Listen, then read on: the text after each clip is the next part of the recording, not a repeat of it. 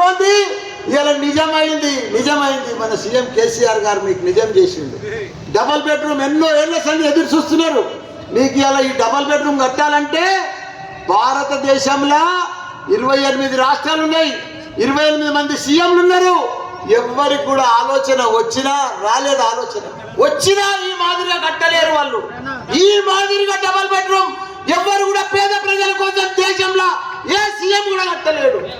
75 సంవత్సరాల మనకు స్వాతంత్రం వచ్చి ఒక్కరు కూడా ఆ ఇందిరమ్మ ఇల్లు అవి చూస్తే ఒక్క రూము, ఈడ చూస్తే మల్టీప్లెక్స్, లిఫ్టులు, మంచి వాటర్, మినరల్ వాటర్, ఎక్కడెక్కడ గార్డెన్లు, పార్కులు, స్కూళ్ళు, పోలీస్ స్టేషన్, మీ భద్ర కోసం సీసీ కెమెరాలు.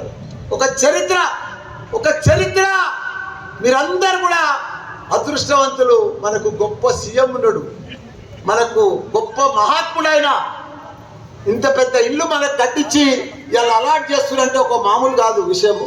కాబట్టి మనమందరం కూడా ఆయనకు రుణపడి ఉండాలి. ఈరోజు స్థానికులకు ఇప్పుడే మా కలెక్టర్ గారితో మాట్లాడినా, ఇక్కడ ల్యాండ్ ఉన్నోళ్ళకి కానీ, ఇక్కడ స్థానికులు ఉన్నోళ్ళకి కానీ వాళ్ళకి 10% ఆపి పెట్టాం ఫ్లాట్లు. వాళ్ళందరూ కూడా తొందరనే అలాట్ చేస్తాం. వాళ్ళ కోట వాళ్ళకే ఉంది. ఎవ్వరు అధైర్యపడొద్దు, స్థానికులు ఎవ్వరు టెన్షన్ పడొద్దు.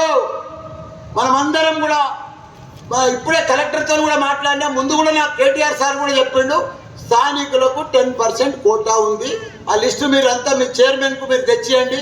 ఆ లిస్ట్ అంతా కూడా కలెక్టర్కి ఇస్తాం. నెక్స్ట్ ఫేజ్లో మీకు అలాట్ చేసే బాధ్యత నాది.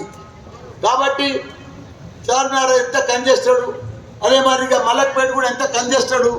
కానీ మీరందరూ కూడా ఇంత పెద్ద బంగ్లాలకు వచ్చి మీకు అన్ని ఫెసిలిటీస్ తోటి ఉన్నాయి. కాబట్టి మీరందరూ కూడా మా నాగారం మున్సిపాలిటీకి వస్తున్నారు. కాబట్టి మా చంద్రారెడ్డి గారు అన్నట్టుగా కేటీఆర్ సార్ చెప్పిండు, మీకు అధిక సిబ్బంది, ఇంకా మీ మున్సిపాలిటీకి అధిక ఫండ్స్, వీళ్ళకంత బెడ్రూమ్లు లేవు, నీళ్లు లేవు, కరెంటు లేదు, రోడ్లు లేవు, ఫ్లైఓవర్ లేవు, అండర్ పాస్లు లేవు, పెద్ద పార్కులు లేవు, కరెంటు లేవు, ఏమీ లేవు.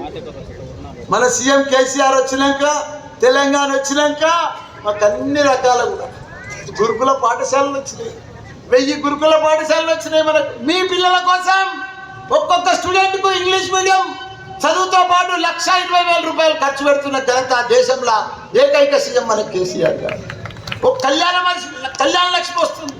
ఒక మేనమామ లెక్క 1,116 రూపాయలు ఇస్తున్నాడు. ఒక ఒంటరి మేళ పెన్షన్, ఒక దివ్యాంగుల పెన్షన్ 4,016 రూపాయలు ఇస్తున్నాడు. ఒక రైతులకు ఎకరకు 10,000 రూపాయలు ఇస్తున్నాడు. రైతు బీమా ఇస్తున్నాడు. దళిత బంధు ఇస్తున్నాడు. దళితులను గొప్పలను చేయాలి, దళితులను వ్యాపారస్తులను చేయాలి, దళితులను ధనవంతులు చేయాలని చెప్పి ఒక్కొక్క కుటుంబానికి 10 లక్షల రూపాయలు ఇస్తున్నాడు.